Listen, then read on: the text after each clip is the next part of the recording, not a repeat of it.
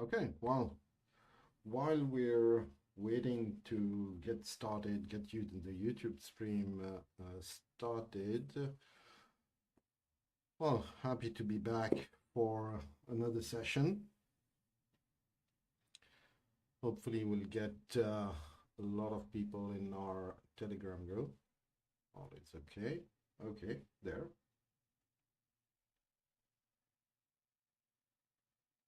Yep, I can see it now. Okay, so that is good.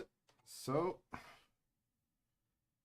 we should be okay, so we can get started. So perfect. So welcome everybody to this new session. Happy to be doing this third webinar. This one is going to be a bit more focused on DCA and what the DCA strategy is about and how the bots really work. We've already covered two different webinars. We'll post the links to those. You can go and watch them again. One was about market reading, which is a very important thing when you're running basically, when you're trying to trade a market, you need to understand the market, the trends, etc. And we'll review it. We'll have a basic review of that as we go on. We did one on grid strategy, very detailed on how the grid strategy works, and we've got that was a month ago. And so we're doing this new one, which is going to be focused on DCA. And basically, what we're going to look into is, what is a DCA strategy? What are the typical setups that we can use with the DCA bots? What would be the optimal exit and entry points, the amount distribution, how the money is spread on a DCA bot, and how the value flows throughout its operations. And of course, we'll have an open session for live questions at the end. So hopefully get your questions ready, and we'll be ready to answer live to any questions that you have about this. So let's just get started and dig into this. So what I'll do is quickly have an overview of what we look at when we're looking at the market. There are different things that we need to consider.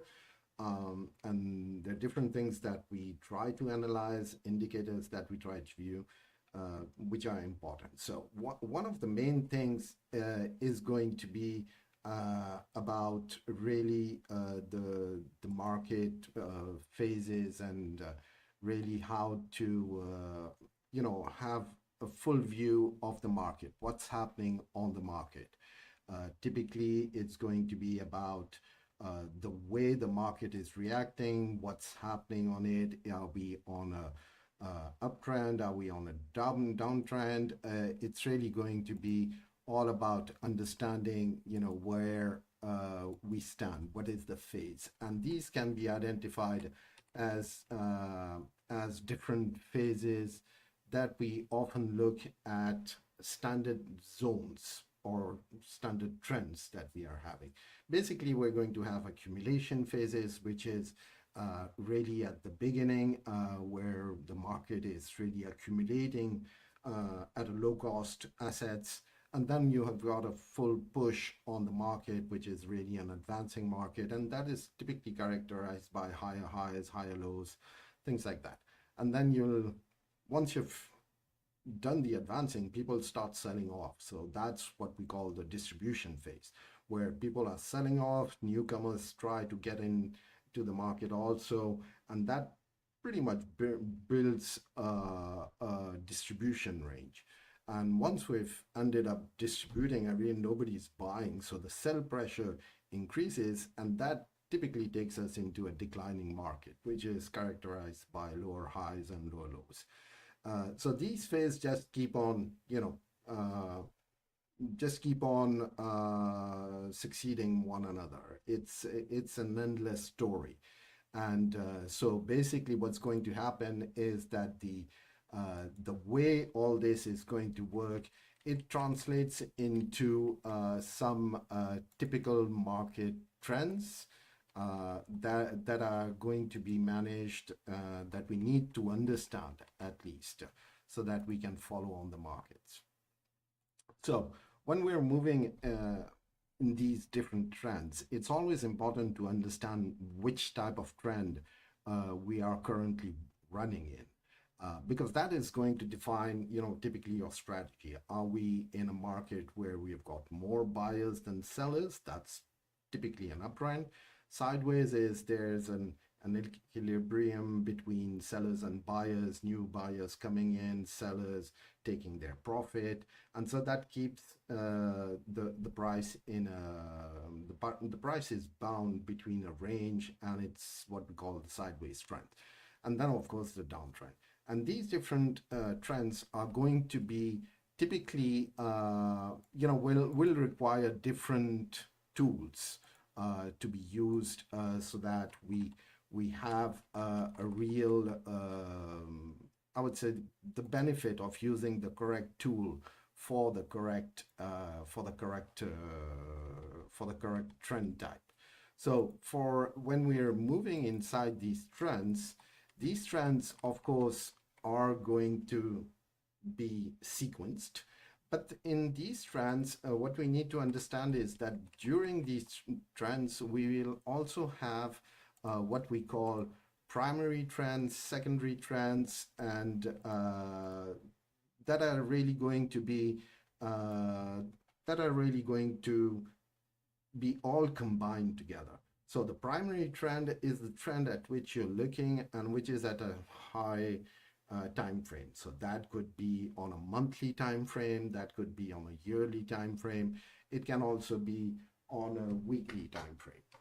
So that is still going to be the main trend that we are following overall. Inside that primary trend, we'll have a secondary trend, which is typically zones or areas where we're a bit going against the primary trend. But as we are going against the primary trend, that does not mean that we have broken the primary trend. So it's just a phase. And that's where we can capitalize on grid bots, on DCA bots, which is, trying to get into this, get a new position in while we're in an primary uptrend, and try to buy it at the lowest, at the support level, which would be either these bottoms of the trend. And inside these secondary trends, then you have what we call the minor trends. Minor trends are even smaller trends inside the secondary trends. And these trends are just that's what makes basically the price action. That's the interesting thing, is that the price is always moving either upwards, sideways, downwards, and we just need to find the great moments and really the interesting times when we need to exit a position or enter a position. And these are really going to impact the way you're seeing your performance. So it's what makes the price action, and that is very very important to in understanding what's happening on the price. So once you've pretty much understood what is your current phase, what is the trend in which you are, what is your primary trend, and these can be checked just looking by looking at graphs, which is quite interesting. And the next thing that we are also going to be checking is pretty much what are my support and resistance levels.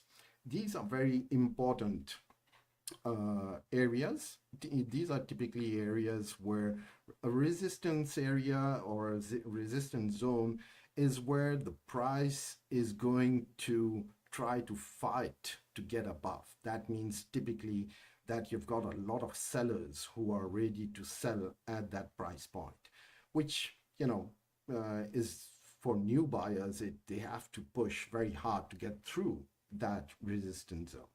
And as for the support zones, these are typically areas where people are willing to get into new positions. So they're willing to get into the market.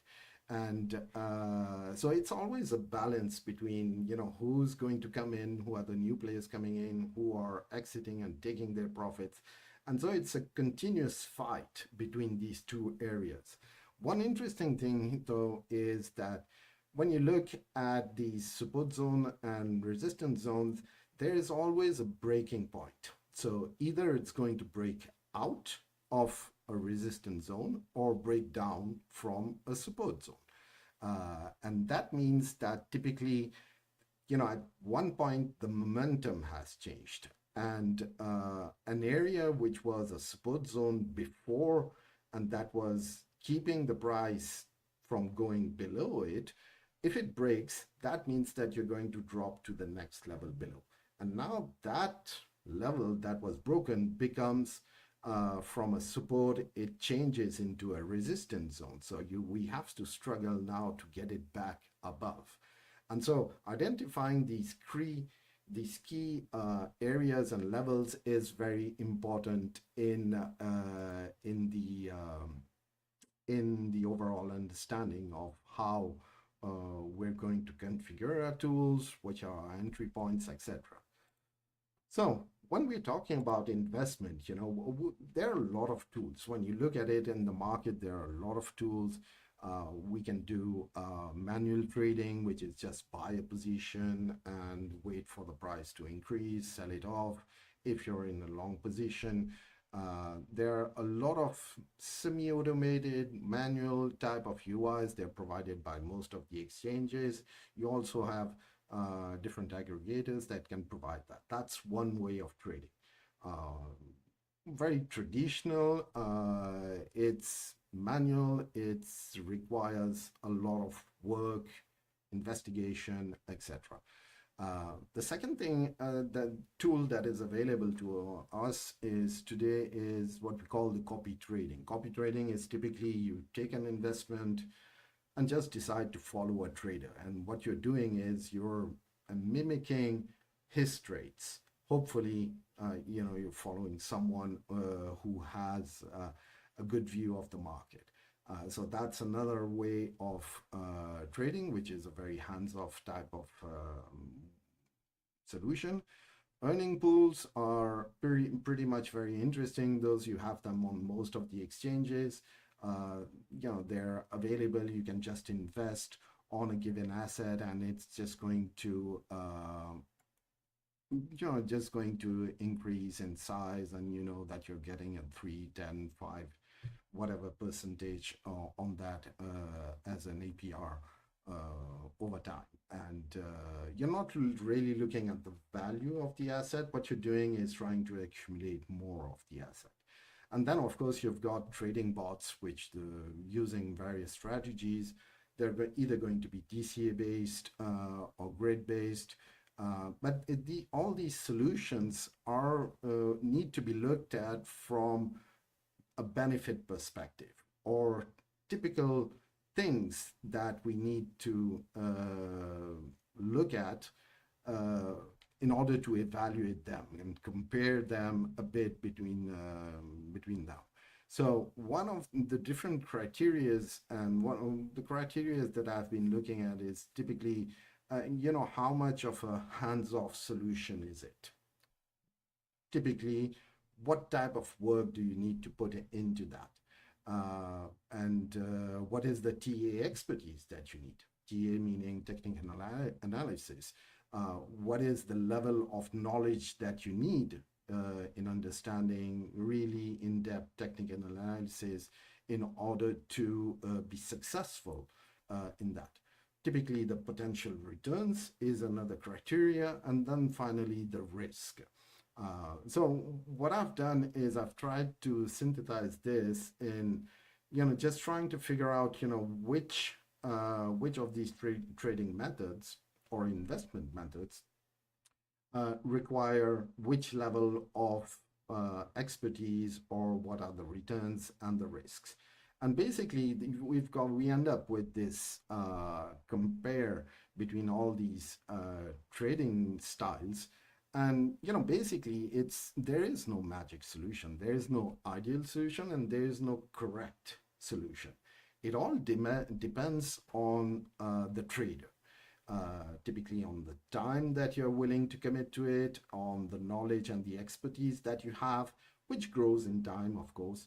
Uh, your expectations, what are you expecting out of this investment, on what time period, and of course, what is your risk level.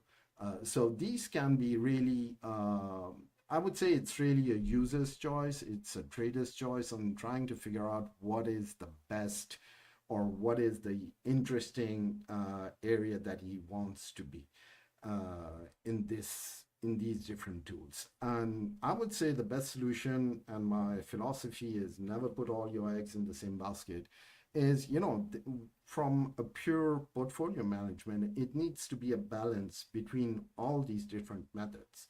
Because when one method is working well, the others may do better or may do poorly compared to it. So it's always a good thing to spread your investment throughout really these different methods, and that is what I call the portfolio management perspective.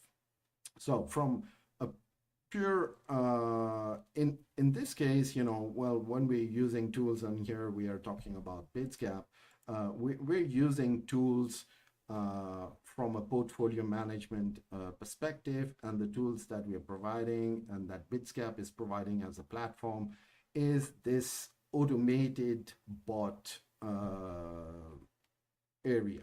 And in there, what it's really going to be from a pure platform perspective is that it's going to be an aggregator that's going to allow you to run the same tools across multiple exchanges. And that is where it really becomes interesting, because you only have to learn one tool and then you can deploy it across several exchanges, whatever the exchange, whatever their rules, or whatever their location. It's just, you're using the same tool. And so you can also very easily deploy these tools as an aggregated platform concept. And that's where it's really interesting. So BidsGap provides tools. They are just tools. It's typically things that are going to help you automate the way you would be trading. So there are different bots. We talked about the grid bots, which is based on grid strategy. And you can go back and look at our last webinar if you want to have a very in-depth analysis of that. The DCA bots, that's what we'll be looking at today. We've got the futures bot, which are typically futures market that we are going to, on which we have got a combination of position with DCA orders. That's the futures bots. And of course, we've got a full interface for manual trading, which is very interesting. That is really an interesting part. Now, when you start looking into how do these tools compare, why would I rather go on grid? Why would I go on a DCA? Why would I go on a BTD, which is buy the dip bot? Why would I do manual trading? In this case, I'm pretty much saying that DCA and futures bots are the same thing, pretty much.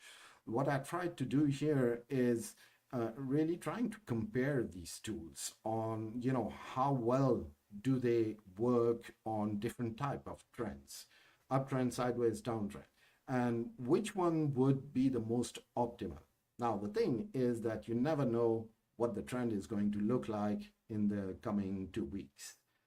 So you have to take some assumptions on that. And then based on that, you're going to decide saying, well, I'd rather run a grid bot. I'd rather run a DCA bot on the next coming 2, 3, 4, 5 weeks.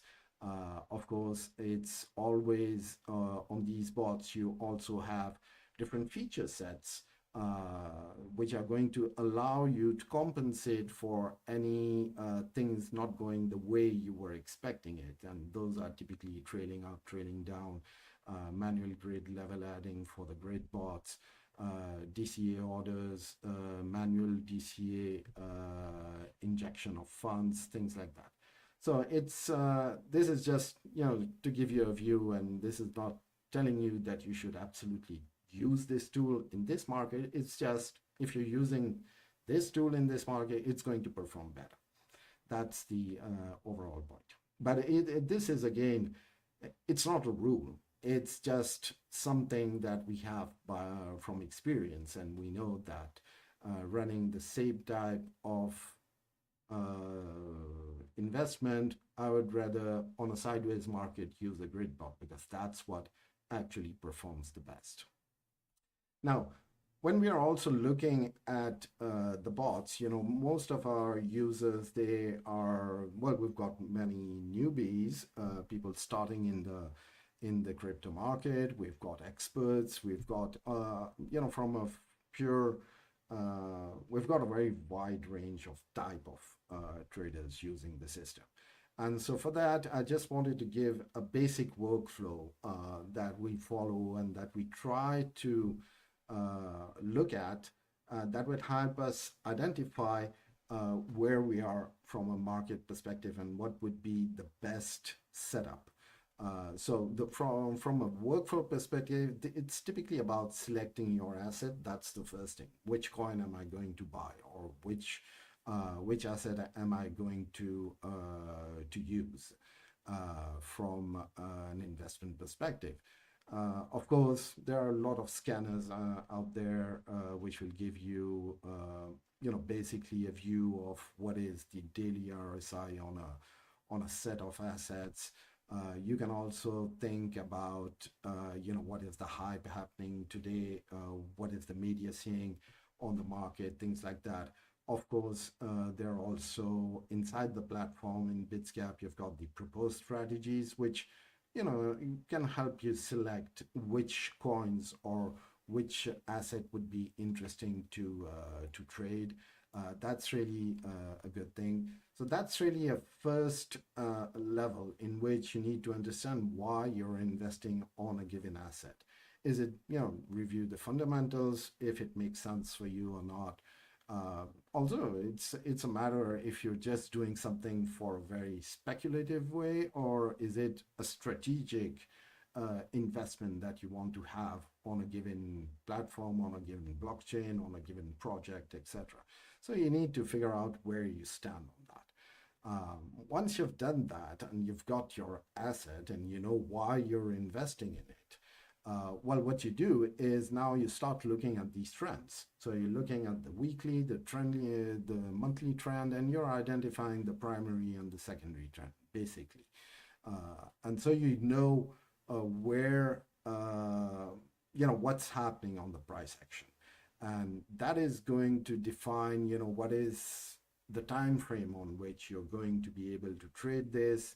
And, I know I'm in a downtrend, it's a secondary trend, so I'll just wait for the trend to reverse, and I know then as the primary is uptrend, I'll have an uptrend and I can leverage that. So that is the second step in understanding where price action is going. Third level is really about identifying these SNR levels, which are support and resistance levels. It's a basic TA that you can, there are also a lot of indicators that you can use in TradingView that provide you that information. So it allows you to understand, what are the ranges that you're going to be trading, typically for a grid bot. And you can decide, I'm going to run this bot on one SR level or two SR levels, depending on how long you want it to run. Once you've done that, you're also going to start checking, volume and volatility on the coin. And there are different indicators such as the ATR. It's going to tell you, if there is volatility, is it flattening out or is it increasing? You can also check the 15-minute candle on the asset and see how much volume is going through and how much the price is being impacted for that. And that helps you identify the grid percentage that's going to be the most optimal, or at least I don't know if we ever find the perfect one, but which is going to be the closest to get the number of transactions that you want per hour, per day, etc. So once you've validated these different steps and you have a good understanding of where things are going, what you do next is you pretty much set up your grids on 1 or 2 SR levels. And for that, you're basically going to check RSI and stochastic indicators to identify what is the correct moment. Now, even if you miss the bottom of a trend, it doesn't matter, because in case of a grid board, it's all about the ups and downs. So it does not impact you as much. DCA bot is a bit more critical on getting the correct entry point. So, the setup and having the good entry point is much more important in the case of the the um, the DCA bot than the grid bot. Okay, so another thing that I quickly wanted to review is just go through, since the beginning of the year, all the updates that we have. The platform has evolved a lot, the tools have evolved a lot. So I'll just go through quickly. With Bitscap has released the mobile app now. It has access to all the bots features. You can see all the connected exchanges. You can do demo testing, back testing, etc. There's still, things to be built, and that's for the future. Manual trading, smart orders, those are things that are going to be built. But this was a huge request from many users, even if we had the web-based application before. But it had its limitation. So mobile app is out, that's great. There were a lot of bot performance UI updates, much better view on graphics and seeing your daily profits, your daily average, how it distributes over a given period, weekly, monthly, overall, etc. The asset allocation, those have been improved a lot and provide a much better visibility into how well the bots are doing. Add funds. This was one of the main features requested by many users, which was, how can I add fund? Typically I've got a bot which is running great, and I want to add some additional funds to it. Now it's possible. You can do it on grid bots, and it's very interesting because you can just increase your investment on a given bot if you see that one is really working, well. And it's basically, what it's going to do is remove all the orders, add the new funds, and then republish the orders on the exchanges. So your profit per transaction increases once you've added your funds. Grid level change, you can now manually, and this is a manual trading up, trading down sort of feature, which allows you to have the flexibility to add and move the grid and adapt to what's happening on the price action, not just to catch up with something which is going wrong, but it can also be to free up some existing funds that are locked up in a grid bot, and that the price is not going to go down for the next month to those lower levels. So you can just remove the buy orders, and that allows you to get your cash back. So it's really helps out in managing your funds, to make funds, free up funds rather than having them blocked on a bot. That's a very interesting feature. Another feature that was released just yesterday is the DCA bot profit reinvestment. So now what you can do is, or when you're setting up a new bot, what you can do is go into the risk management options and select what we call the reinvest profits. And any profit that is generated by one cycle of the DCA bot will be used and added to your base order for the next cycle. And that is very interesting because that's a way of compounding your profits. Now, you just need to be careful about not withdrawing those profits before the bot is closed, of course. And I would really like to mark it out. This is again a request that came through the overall user feedback portal. So feedback is very important, and all the developments are being driven by that. So please do look into it. Another very great feature is the bot analytics that is now available. It really allows you to monitor across all the exchanges, across all the bots that you have closed, basically what was your performance. This is for the moment limited to bot profits, but you can, have your own filter on date ranges, filter on exchanges, filters on type of bots, and where this is still got some features to be added to it, which is typically the two items that you can see up there, which is the currently running bots and the total PnL that it generated. And so look out for that in the future updates. The AI assistant, which is one first step in getting AI into the platform, which is really help the user identify very quickly based on AI analysis and data that is being analyzed on how you could invest some funds that you have. And that with a strategy and a vision of, do we want to have it long-term, short-term, or mid-term? So this is really quite interesting, and you can very easily start up a group of bots saying, well, I want to run this for a few weeks. Feedback portal, talked about it. This is really critical.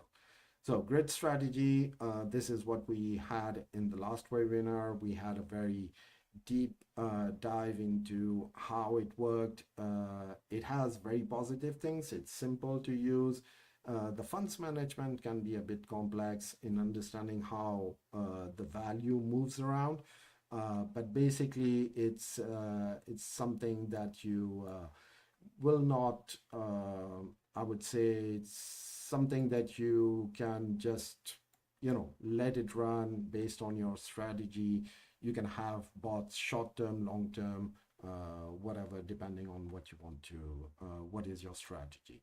The strategy itself, we've got some typical setups based on, grid levels, grid steps, funds that are going to be allocated to it, the time range that you want to have it running. So all this makes up, basically your strategy. These different type of grids, you just need to understand where or what is your strategy on a given asset and how you're going to invest on that. So I'll leave it there. For the grid bots, not going to dig into that more than that. What we want to look into is the DCA strategy.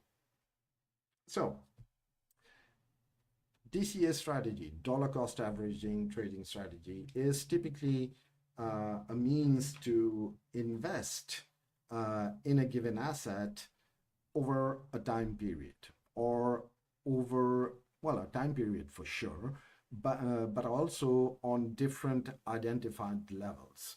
So when you're going to start with the base order. The base order is really what's going to define your starting price in the on that asset, and that's going to be very much your entry point. That's why it's important to understand where how your trends are moving today inside the primary and the secondary trend. And then what you can do is, it's the DCA bot is really, and the DCA strategy, it's really going to be a way to really automate your position management, because that's what it is. You open a position. If the price is going downwards, if you're on the long bot, of course, you're going to average your entry price. And you are going to decide that, well, whenever I'm hit a 1%, 2%, 5% profit mark, I'm going to close that and start a new cycle. So those are very interesting from a longer term position management. It can be managed on a very short term also. Typical indicators that you're going to use for that are going to be, traditional RSIs, MACD, or stochastic indicators that are going to give you when to start, when to exit, etc. This can be used for short term, long term, mid term. There is no real rule. It all depends on how you're going to set it up. Can be used on sideways uptrends. Downtrend is a bit more critical unless you've got your DCA orders set up so that they cover the whole range of the downtrend. So it has a lot of benefits because it's going to be totally automated. The drawback on it, of course, is that it requires monitoring. It requires you to monitor if the trend is in a reversal state. If you're reversing, well, you then need to have your stop losses set up, or at least points at which you're going to say, well, okay, I'm going to exit from here. And that is something that you really need to understand. So the way the setup is going to be done, there are different criterias. There is the initial buy amount compared to the averaging orders amount. So that's a ratio. So you can say, well, I'm starting off on a 25, 75, 50, 50, or 75, 21. The more you move towards a higher base investment and less DCA orders, the more you increase your risk. The more you decrease your initial buy with DCA orders, then you're reducing your risk. Now it's all a matter of finding the correct balance. So that is one thing. The amount and grid spacing ratio, which can be from 1 to 2. By default, it's 1.3. That's a multiplier that is being applied for each DCA order. As you can see it on the green lines here from a pricing perspective, but it's also from an amount perspective. 1.3 is default, which is the most traditional setting used. If you move it up to 2, that's what we call the martingale strategy. And there are different bots out there also who apply that strategy. A martingale strategy is always having a ratio of 2 between the price difference and the multiplier on the amount. The number of DCA orders that you want to set up can be set from 1 to 12. It's user preference, and depending on your style and the range that you want to cover. There are other interesting features such as the active orders that allow you to minimize the invested fund and only have 5 active orders, for example. And of course, you're always going to take a take profit from your averaging price. And that averaging price, as you're going down through the DCA buy orders, your average buy price is decreasing, and so your TP point is also decreasing. You can have just take profit or take different trailing take profit amounts. So the way this shows, if you're just looking at initial buy with compared to the DCA orders ratio, from a graphical perspective, it does not really translate into. The only difference, if you look into these graphs, which are typically 25, 75, 50, 50, and 75, 25%, the only thing that is being impacted here is your final DCA price, which is going higher and higher because your initial investment is bigger compared to the DCA orders, where on a 25-75, your average buy price is going to end at a lower price point just because your initial investment is a much smaller portion of the overall DCA amount. So it impacts your final DCA price, which is what is my average buy price for a given asset. If you look in the grid spacing ratio that I was talking about, 1 to 2, that you can set from a user perspective, that typically translates graphically on the way the DCA orders are going to be spread. The order amounts in our case are going to be fixed, so they're the same order amounts, But what we're doing is we're changing the grid spacing. What that allows is to increase the range on which your DCA orders are going to be spread. And by that fact, basically it's going to impact your average buy price if you hit all the DCA orders. So it does impact, and that's a way of covering the correct range from a DCA bot perspective. You can also work on the number of orders. The more orders you add in, remember, there is always a multiplier on the amount. So basically, you're going to increase your DCA orders from 5, 10, 8, whatever settings you decide to go with. That is not basically, it's going to change the amounts and the prices on which these different orders are going to get hit. For example, between the 5 and the 8, we should have pretty much the same price. 179, it's around 1060, yeah, same thing. What you're doing is expanding downwards the range that you want covered, and you're adding some funds to it. So obviously the other orders, these funds need to come from the other orders. So what you're doing is really increasing this range, and this impacts how many orders you're going to have, but also what is your final buy price, average buy price that you're going to hit. So that does have an impact also on the DCA.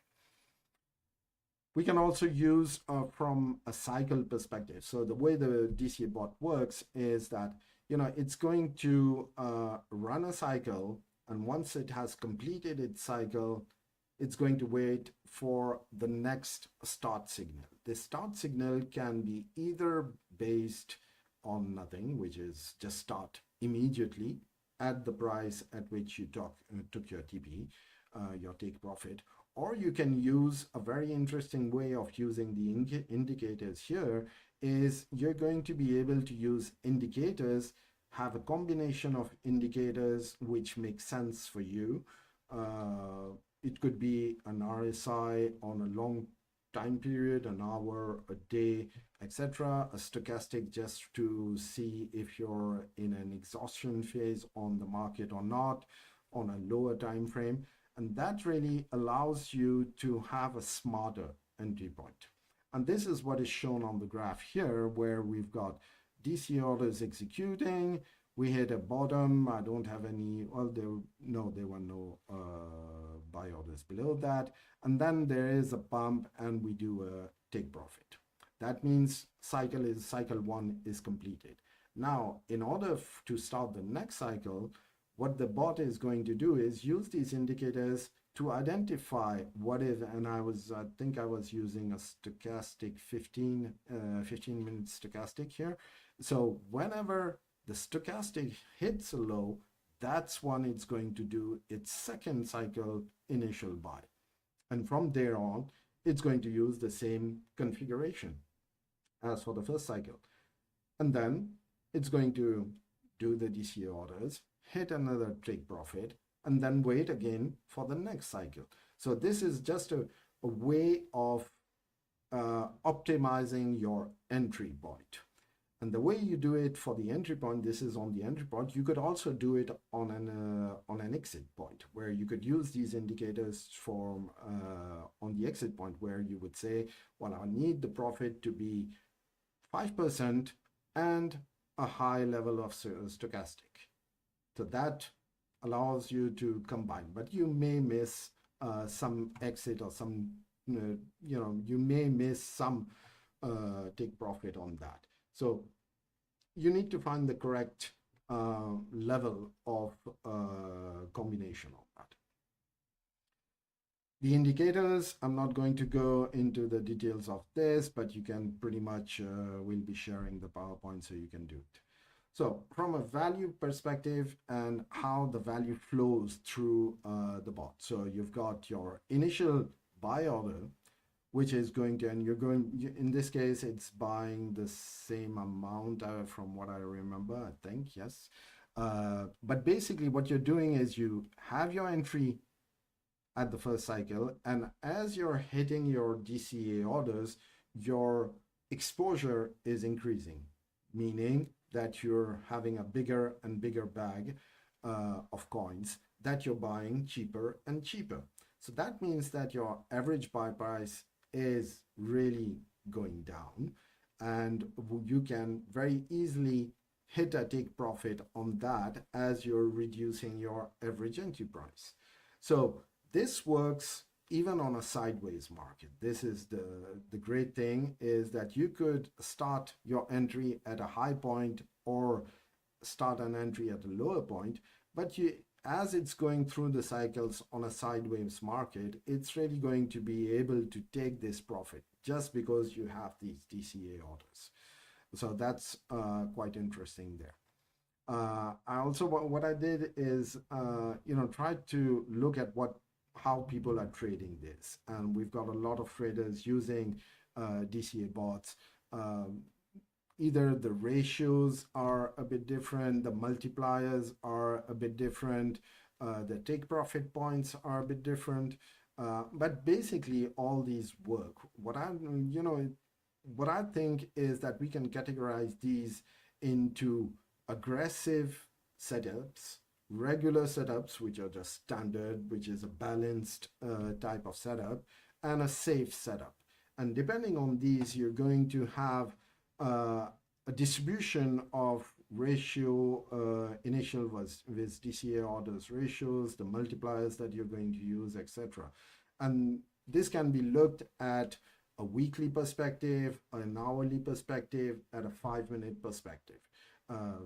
It works in all these different time frames. All depends on the style that you're using and how you want these grid bots to be running. So just a few examples of bots that I've closed in the past few months. This one was on Sol. This was a clear identified trend. It made great. The daily profit ended up not that great because it had long periods of inactivity, but basically it did its job. It ended up in 3 months time, it did 46% of profit, which is just great. You can have it on a sideways market. This one was, so it's less performing on a sideways market, but still, it is able to perform quite well on a sideways market. Or you could have very clearly identified trend, and in that case, that's just a beauty. This is the most beautiful case where you could run, basically on 24 days, we did a 60%. That's amazing. And that is a clear identified trend. So all these are examples, and there are a lot of examples that are being posted on our different channels, mainly on Telegram and Discord. So, just join there and we'll share more information. Many of our users share information there. From a pure traders portfolio management perspective, where distribute your funds. I've already talked about that, so I'm not going to dig into that. Portfolio distribution, talked about that. Things that we're looking at, the resources that we have available. Typically, you've got all the master classes. There are a lot of learning resources out there. All the basically the YouTube channel, the feedback portal, the blogs, the help desk, the knowledge base. There's a lot of documentation in there. And there are a lot of users on Telegram, such as a group, who are really providing basic technical analysis that you can use to leverage that. So it's quite interesting.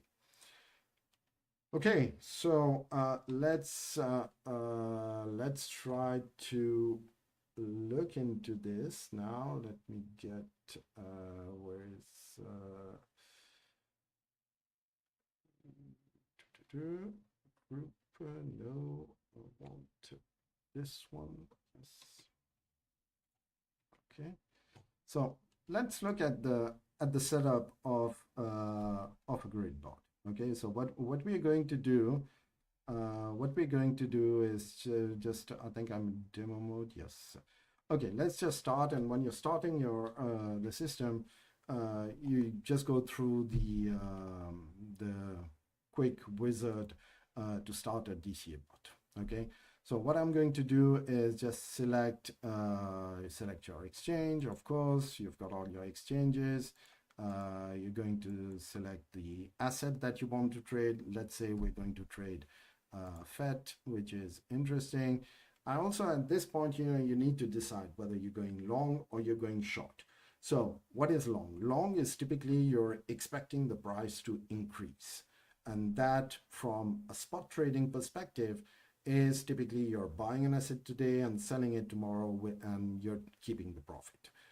You can also have it short, which is the other way around. But in that case, here you can see it's giving me a zero investment because I need the asset. So I would have to do a manual buy of that asset today at a given price and then sell it so that I'll buy it back in a month time, a week time, and I'll buy the same amount of the asset and keep the profit.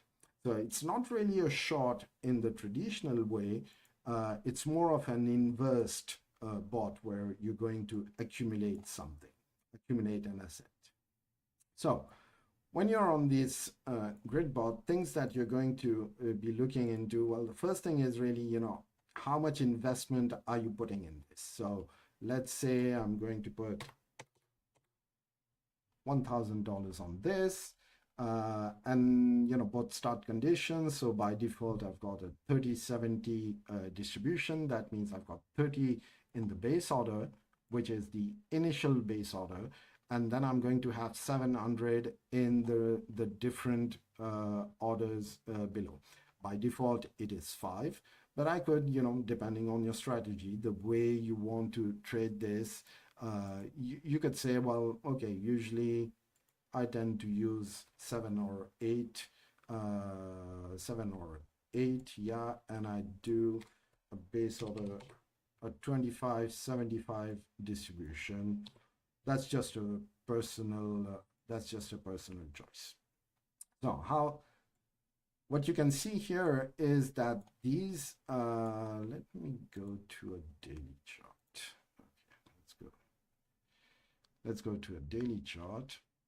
Okay, so looking at the daily chart will give me a bit more perspective on, where I want to go. And when I'm looking at this, typically what I can see is that there is a support zone right over here. So what I'll do is rather, in this case, what you want to do is say, well, okay, this is my support level that I'm going to. And so what you want to do is just set up your grid bot so that it covers it. If it goes to that support level, you'll hit it, and then there'll be an increase on that. So that's why support and resistance levels are important. As the resistance, we've got a resistance level here. So typically that's where price pushed back because it hit that resistance level. So the grid percentage or the step percentage that you're using is not really critical here, but you could also, either you can use it by adding orders, but let's say I'm going to reduce my orders, but I still want to increase this range, okay? Then what you could do is you could play around with the step multiplier. Oops, this one. You could play around with the step multiplier. Let me just increase the size of this. Okay, and you could say, well, I want only 5 orders and I want the 5th order to be just below that support level.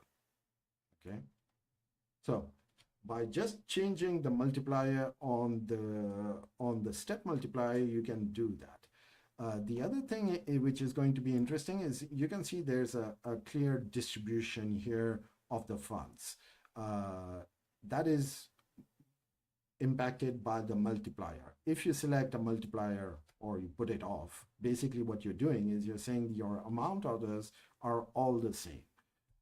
If you move the amount multiplier higher, what you're going to see is, and just keep an eye on the DCA line there, the DCA line is going to go lower and lower until you hit some sort of error saying, well, you don't have enough funds if you want to multiply by 2 all the given orders at all the time.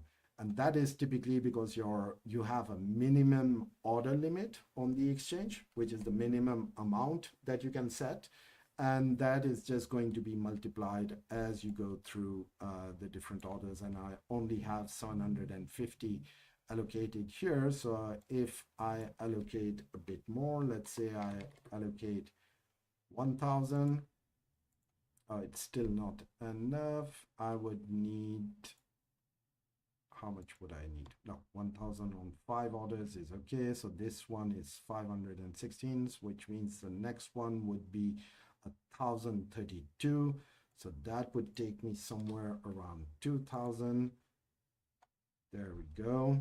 And that means that the bigger you want your multiplier to be, the bigger your overall investment needs to be, because you're just multiplying the orders by 2 and the amount by 2 as you're going.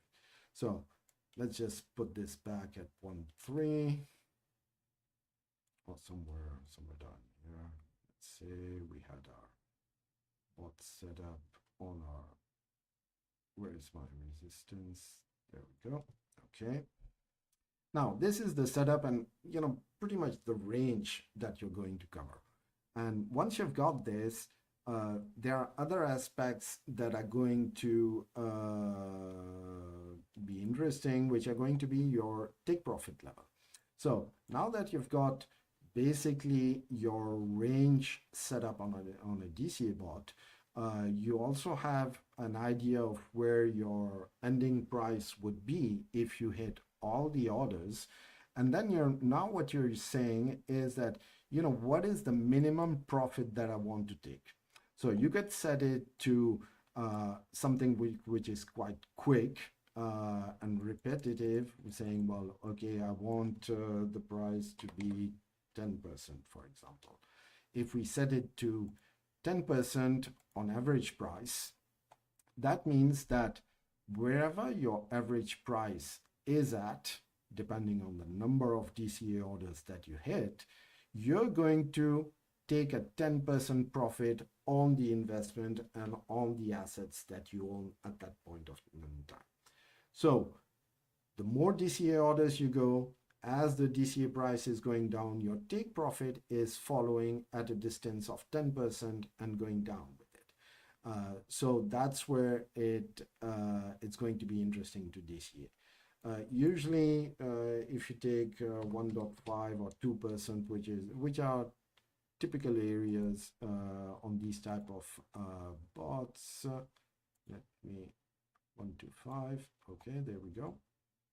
That one is going to allow you to have a very quick hit rate, where as soon as you recuperate 1.5% on whatever price you're at, you're going to hit a take profit. And then you start the new cycle. And it's just an endless engine where you're moving on and on that. So it's quite interesting from that perspective. Once you've decided on how you want your take profit, now the take profit is going to be used, if you use just a simple take profit, that is by typically take profit that is set on the exchange. It's a maker order, so you will minimize your fees on that. If you set it to trailing, it's a bit different, where you're going to have two settings: the trailing trigger, which is at what price does your trailing order get activated. So let me just increase this. If I put 1% and 10%, you'll be able to look at it much better. Or let's say 4. Okay. So here what you can see is you've got a TTP trigger. That is the price that the asset price needs to hit to activate the trailing take profit. Once the trailing take profit is activated, it's going to follow the price at a distance of 4%. Okay, that's how I have set it up. Usually we do it much closer. So you would be, I think by default it's 0.5 and I think 1% or something like that. So this is going to be, this is just a way of capturing a movement which is just keeping going upwards. Clear uptrend that you're trying to follow. Now, as soon as the price is going to retrace by the amount of the deviation, in our case 0.5 here, it's going to take profit. And that is going to be a market order. So a market order being a taker's order, which has additional fees. So either it's just a choice of how you want to do it. I would say I tend to use, just TP. I know I'm hitting it, it's limited fees, and I'm getting my profit and moving on to the next cycle. Trailing, I've tried it out. Sometimes it works. It does work in very special cases, but those cases are very rare. So as I would say there is no real rule. It's really a matter of preference. I know users who use it, who only use trailing. Some others just use regular standard. It really depends. And this is going also to be able to evaluate the overall PnL or the profit you would make. And it's for the moment for the amount, my base amount, which is $300, and just for 1%, was it 300? Investment, I forgot how much it was. So basically it would, it gives you the profit levels that you're having on that. The exit point can also be on the price, the indicators, the base order plus indicators, the base order price, not the average price actually. So you can select how you want to evaluate, what is your take profit level.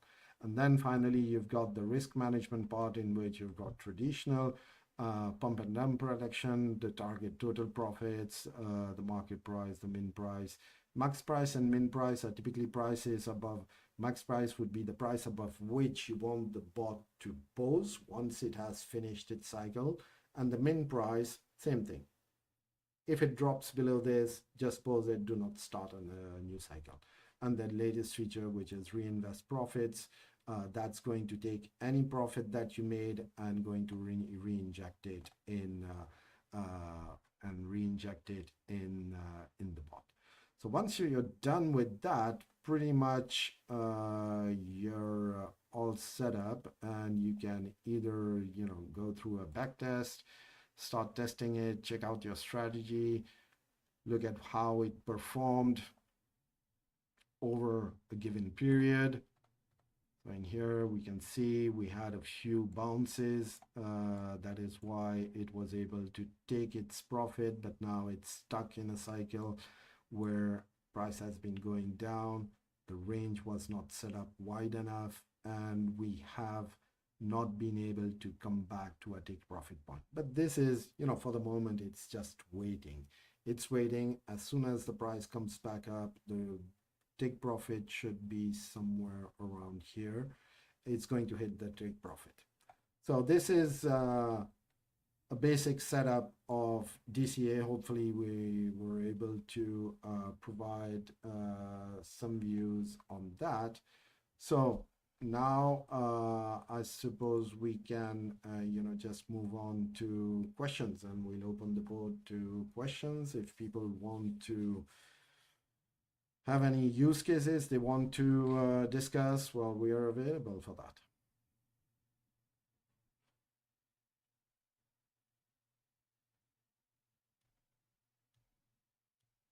So do we have any questions on Telegram or any written questions?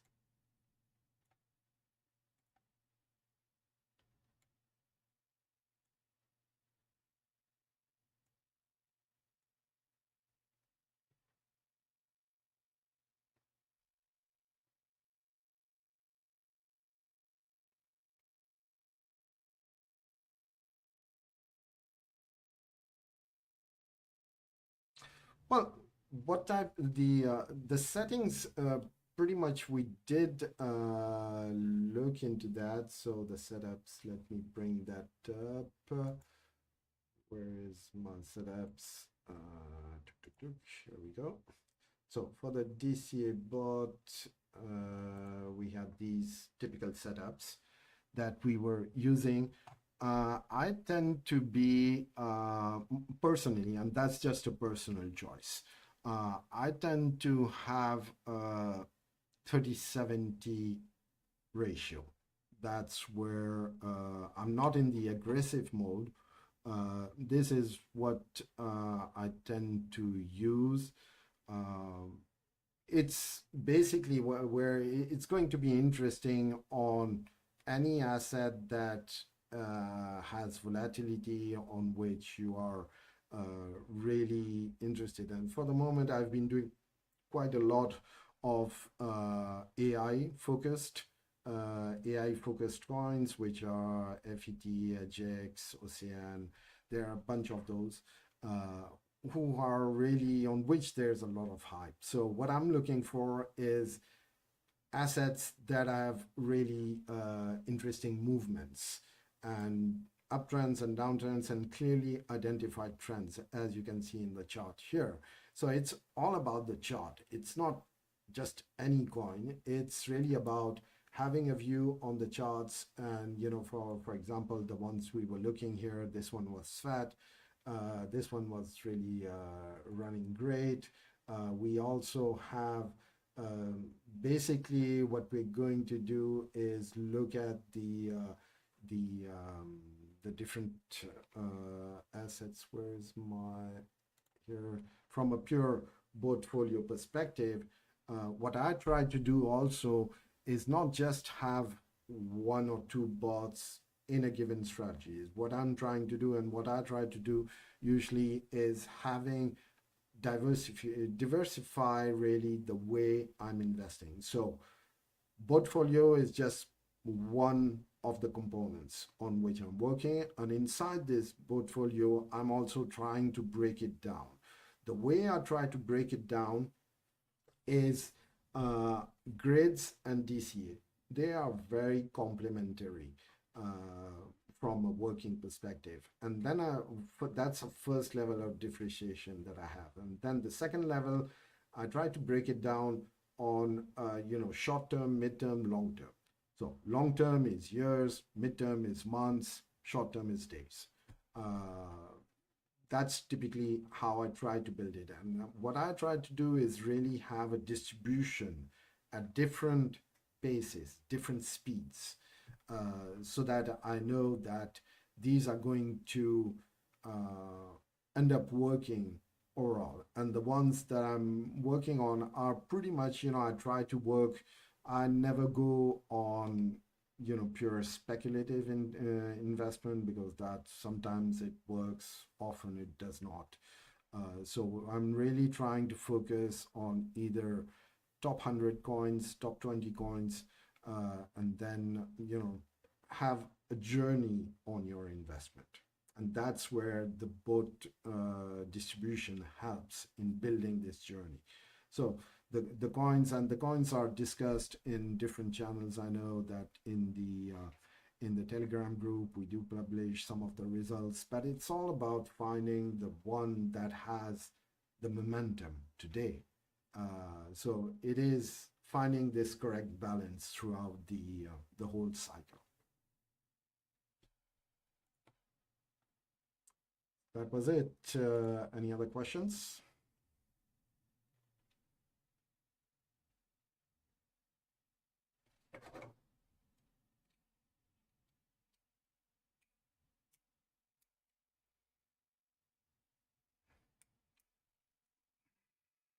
Well, it's an interesting question. Let me just bring this up. It's an interesting question. Yeah.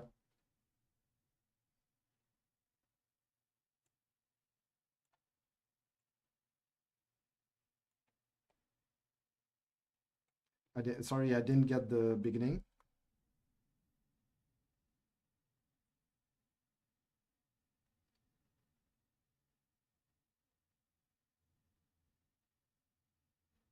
minimize the losses. Is that what we're saying? Okay, how to minimize the losses. Okay, okay. So in this case, let's try to figure out, when you're looking at this, and this is, I'm always trying to, a lot of people, one thing before we get into that, a lot of people are looking at a time frame of 15 minutes.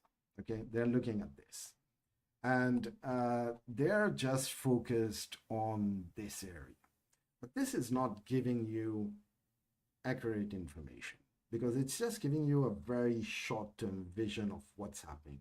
And this is not meaningful from a wider perspective. So when you're looking at a trend, any trend, what you want to do is start looking at an hour. What is the trend doing at an hour level? What is it doing at a daily level? What is it doing at a weekly level? And that is giving you a better understanding of where we are standing. For example, in this case, when we're looking, my exit points usually would be on a longer term. As I'm running it on a longer term investments, what I'm trying to do is look at typically stochastic. Stochastic is going to be a very interesting indicator. That's what I use. This one is, it's going to be stochastic at a different level, I think. Just bring this up. Stock, yeah. Yeah, first one is stochastic RSI, the other one is stochastic.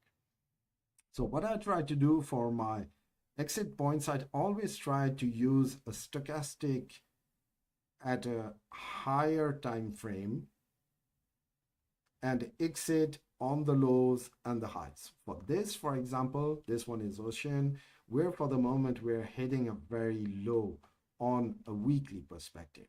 This can only go up from this point.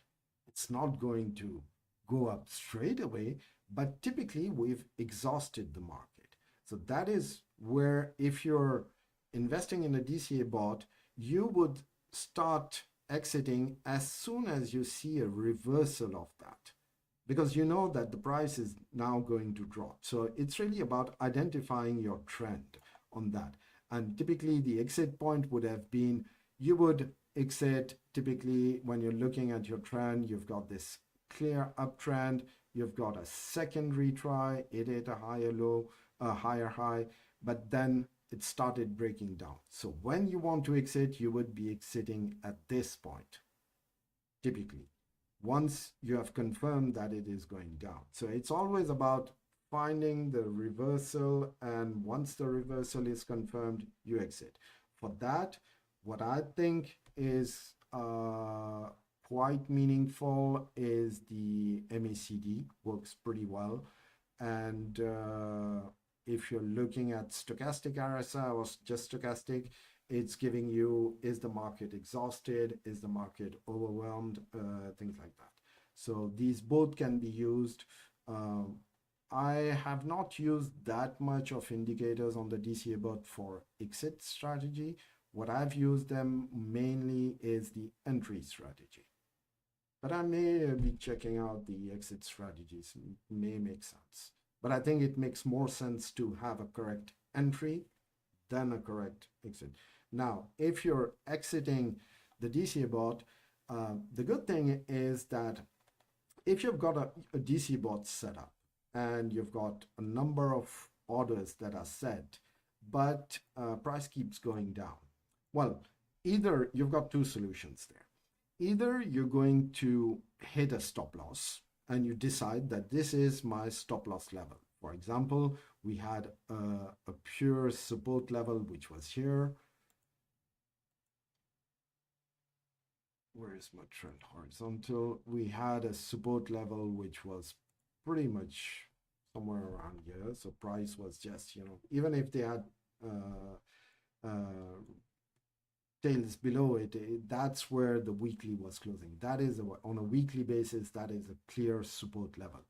So what you would do is, once you have that support level, even if your price is just bouncing up and down here, what you want to do is set up a stop loss saying, well, if the weekly close or the daily close or the hourly close is below this support level, which is a bad sign, then I'm going to exit. Okay, so that becomes a clear strategy of saying, well, okay, My bot ran very well at the beginning.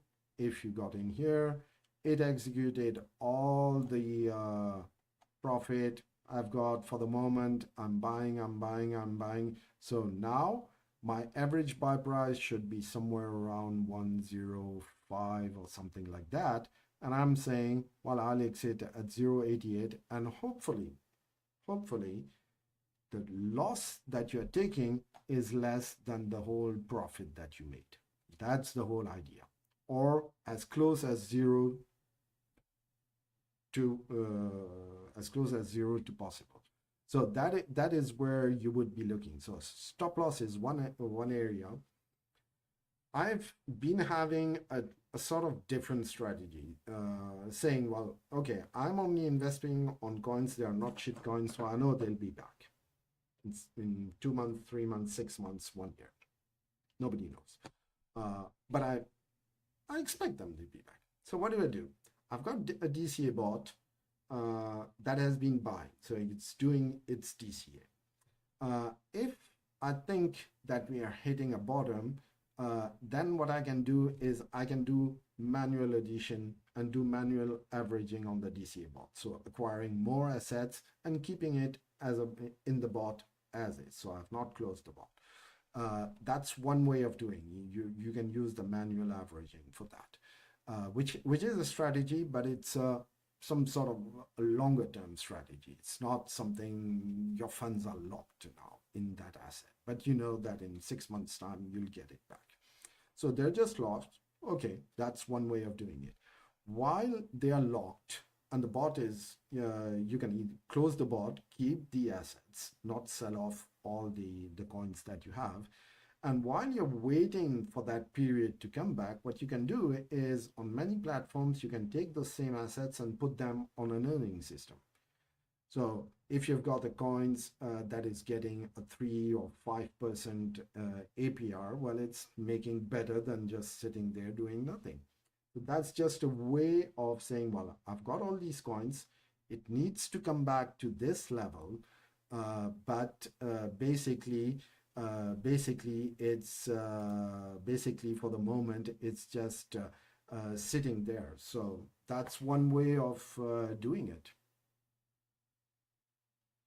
But that's really I would say it's really a matter of having a personal choice on that. There is no perfect solution. There's no ideal solution. There's no magic solution. It's just what fits you, what fits your investment, and what you think is the best for your investment and how you're planning to recoup from that. Hopefully that answers the question.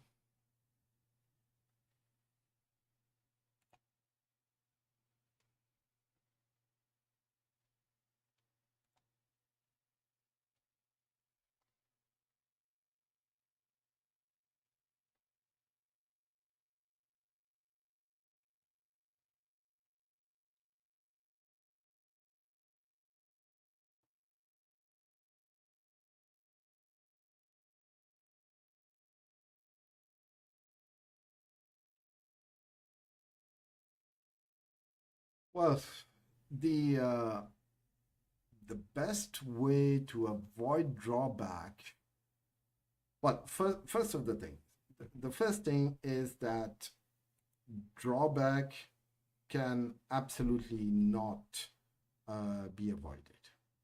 Okay, it's just drawback is drawback. That's what happens if you buy an asset and price goes down. You have that drawback. There is no solution to that. Now, how the way is, I was showing earlier, let me bring that back up. I was showing earlier different strategies, which was this one, I think. Yes, this one. So in here, when you're running a DCA strategy, when we're talking about style, that is where I'm talking about risk. Okay, so having a risk, that is where you're minimizing your risks pretty much, because your initial investment is small, and as your price is dropping, what you are doing, you're acquiring more. So your average buy price is getting lower and lower and lower. That is where your drawback is minimized. So in trading, in these type of tradings, you know, if you have $100 and you start a position with $100, well, you're stuck now. You don't have you don't have any additional funds. So you're stuck. So you're going to be impacted by all the drawback. If price drops 50% from there, well, you had $100, now you have $50, and you have a drawback of 50%. Well, if at the starting point you had, let me go to the DCA strategy slide, which is this one. Yes. Now, if you start your Bayes order, and what you do is only put in a small percentage, let's say 25%. Okay, let's say all of these, we've got 4 buy orders and we've got 25%. So when you put in 25% in here, if the price goes up and you have your 2% profit, then you're going to take and accumulate the profit that you made on 25%. Okay, in this case, you had 0 drawback, only profit. So now you've made a small profit, which is 1% profit on 25%. That's 2.5% of your overall investment. Now, if the price goes the other way, which is where the drawback happens, what you're going to do by distributing your DCA orders, so let's say we've got 25, 25, 25, 25 to simplify things. Okay, so if you're going to move to the next buy order, price has come down. Let's say we've got a price of 1, 2, 3, 4 here. Okay, from 1 to 4, which means that I'm buying here. I bought at 4, 25% for $25. Then when the price drops over here, I'm going to buy again $25 worth of the asset, but at $3. So which does the effect of that is now my average buy price is in the middle. Okay, so it's $3.5. So my drawback price has dropped $1. My drawback is only $0.5. If price keeps on dropping and hits this third level, which is at $2, now I buy 25%, $25 worth of the asset at $2.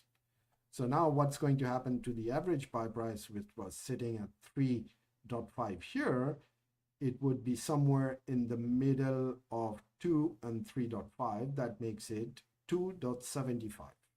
Okay, that would be your average buy price for $75 worth of asset that you bought. Now, if you if you look at so starting from $4 going down to $2, that's a 50% drawback. If your average buy price by executing the DCA is at 2.75, well, you have more than reduced this drawback. Okay, it's more than 50%. So basically you're just at 20%, around 20%. If you hit the last one, you still have $25 left. You've got $75 invested here and you still have 25, and the price drops to 1. And then what do? You buy again $25 worth of this asset, but at a price of $1. So now what would happen to your average buy price, which was sitting at 275 somewhere over here? It would go somewhere in the middle. So it would be 185, something like that. 185, 190, I don't have the correct figure, but it would be somewhere over there. So you're reducing your average buy price because you have extra funds that you can leverage to help you average your buy price or your entry price as you're going down. That is what helps you minimize your drawback. So in this case, I bought 25 here, 25 here, 25 here, 25 here. Overall, the price has dropped 75%. Okay, but my drawback would be just at one below here, so it would be around 40%, 45%. That's the impact of having these DCA orders. But there is no magic. Price is going down and you're in the concept of buying low, selling high. Well, you have the drawback. You have to have the drawback. Well, there is no magic solution. You will be impacted by. The only thing is that being cautious about how you enter a position by phases is what's going to allow you to minimize the drawback and optimize the hitting the take profit. Because from here, if the price just bounces up to 2, I could take profit and make profit. That's the beauty of it. Because if my average buy price is around here, 1.9 or 1.85, as soon as the price hits $2, I'm in profit and I can exit. Where I started out, originally, I bought in at 4 and was expecting the price to go to 5, but I could close with a profit at 2. That's the beauty of DCA strategy.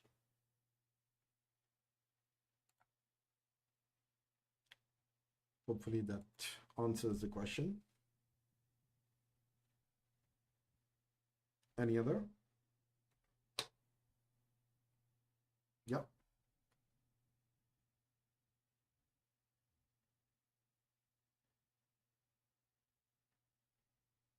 Yes.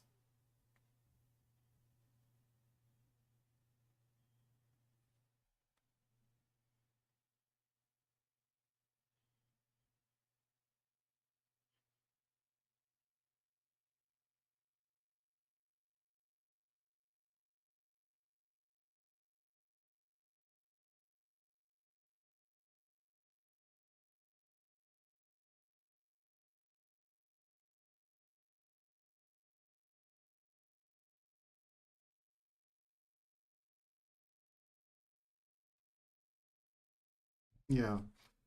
Now, it's a very interesting question that you're asking here, and which has more to do with uh, overall a portfolio management. Okay, so I'm just giving you, and this is my view, and I've seen and I've discussed it with many people, and they've got just different distributions based on their style. Okay, so well, the HODL part is, I have this is more, and this has been changing a bit. Usually from an overall perspective, I always have 10 to 15% of the overall investment that I'm putting as cash, as waiting. That is the funds that allow me to be safe in case things go wrong, and they always go wrong. We all know the Murphy's Law. Anything that can go wrong will go wrong. So that is just reality. So what I tend to do is, when I'm, if I've got $1,000, if I've got $1,000, I'm going to run several bots. Okay, let's say I've got 5 bots of $100. Okay, that means that overall I've got 50% of that investment which is waiting. But I could optimize that. I could start 7 or 8 bots at $100 and keep $200 available for these buybacks when prices for manual averaging. So I tend to say, well, the minimum should be 10%. That's a minimum, but the 10% can be split between different bots, because most of the bots, some bots, if you want to be able to invest the same amount on the bots, your strategy of saying, well, I want 50% of it, that could make sense. 25% could make sense. What I tend to do is saying, well, if I've got 5 or 6 bots running at an average value of $100, I have $100 available, 100, 200. That gives me an option to feed 2 bots. That's security for 2 bots. So it's all about finding the correct balance between how many bots you're running, what is your total amount invested, and what is the funds that you have available that you could use to help you out on one, two, or three bots. If you want dedicated funds on to be able to feed all the bots, well, yeah, then you need to move up to 50%, definitely. But that is just funds that are waiting there and that are not producing anything. So I try to have, I think, have a smarter view on that, which is saying, well, I'm going to have 5 or 6 bots running 100K, and I maybe have 200 running $100, and I maybe have $200 available as cash, which is my backup cash, which is what I call the dip cash share, which is 10% of the overall portfolio. That's and that's just the balance in which I am comfortable.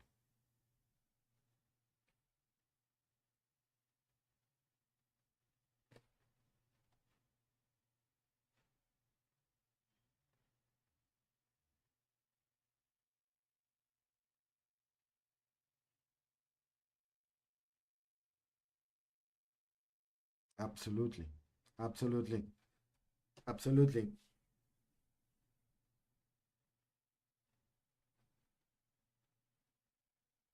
Yeah, or you could run two at 250. You still have 50 ready. Or you could say I want to run three at 250, and I've got 250, which is my backup. So this ratio, which is 50-50 between active and security, is a bit too much. I would say the minimum you should have is at least of your overall investment, at least have 25%, 20%, something like that would be a good area. But putting 100% of everything in the bots is not a good idea because you're stuck. You're stuck.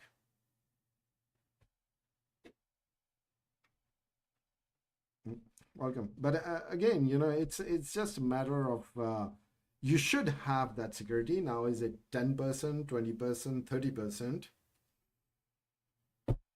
That's there is no rule. It depends on what the market is going to. If the market just goes on, keep on going up, you never need it.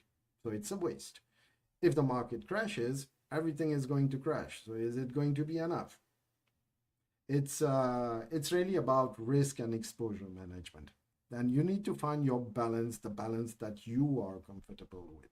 And the balance level is different for everybody.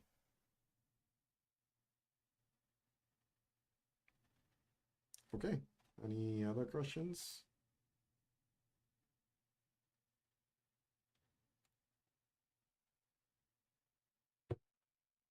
Are we done, Arthur? We're running late here.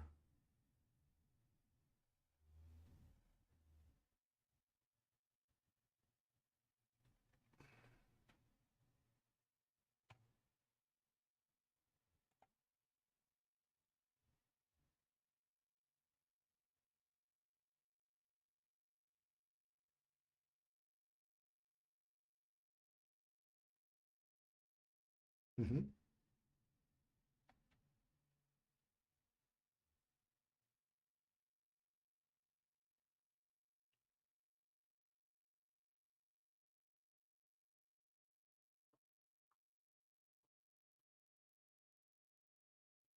So a stop loss, executing a stop loss on an identified trend. So let me just bring up an indicator here.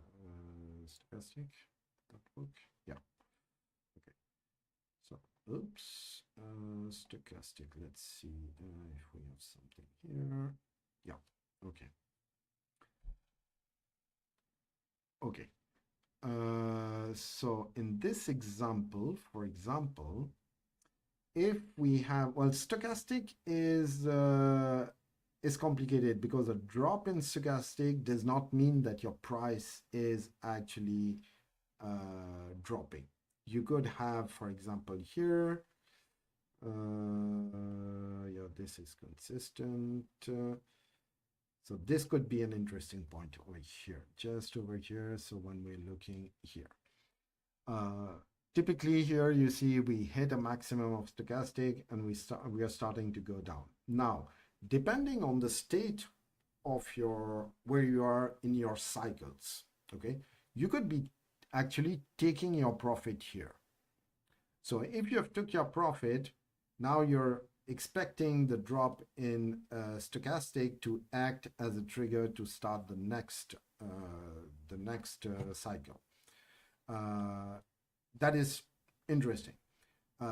If in this case, while your bot is running, maybe you entered over here and you've got a bunch of DCA orders below, okay? So you have existing orders. So you cannot just look at the indicator itself, because if you're exiting on the drop of the stochastic or drop of the RSI and you have DCA orders, but if you're executing a stop loss there, that means that you're running against the DCA strategy, because the point of the DCA strategy is that the price is going to drop and that you're going to be able to acquire assets at a lower price. So it does not really make sense in that. So you have to look at the indicator, but also at the current state. And the current state would be, am I started? Am I in a cycle? Do I have DCA orders below? Etc. So you have to look at this state. So trying to find a smart trigger for stop loss, I think it does not work on the long term, because it's actually not going to be, for example, if you've got a sharp dump and you've got a V-shaped recovery, well, you're going to be selling off everything at the bottom, and that's a bad decision because you have a V-shaped recovery behind it. So as you never know what's going to happen in the future, taking a decision is better to take a decision not on the indicator but on a price level, because the price level, the price itself, is going to be is what's going to define how much you're losing or gaining. And that's your, I was going to say pressure point, it's not the pressure point, but that's your threshold. That's your strategy threshold. I am ready to accept 25% of loss. That's something which is written. If we start putting it smart indicators, then you lose control on how you want to manage your stop loss inside your strategy. So that's where I find it a bit, but maybe it could be discussed furthermore. It could be a way that I've not really thought about. Sure.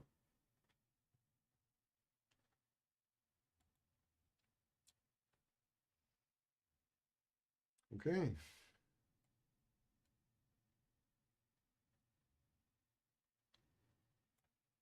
Well, wonderful. I think we had a great session. So really happy to cover this one. Let's see. We'll be publishing this, recording it, publishing it on YouTube, and so you'll be able to access the recording furthermore. So please do, like the videos, and just go to the last webinars, and there's a lot of information in that also. So thank you very much for your time, and see you soon.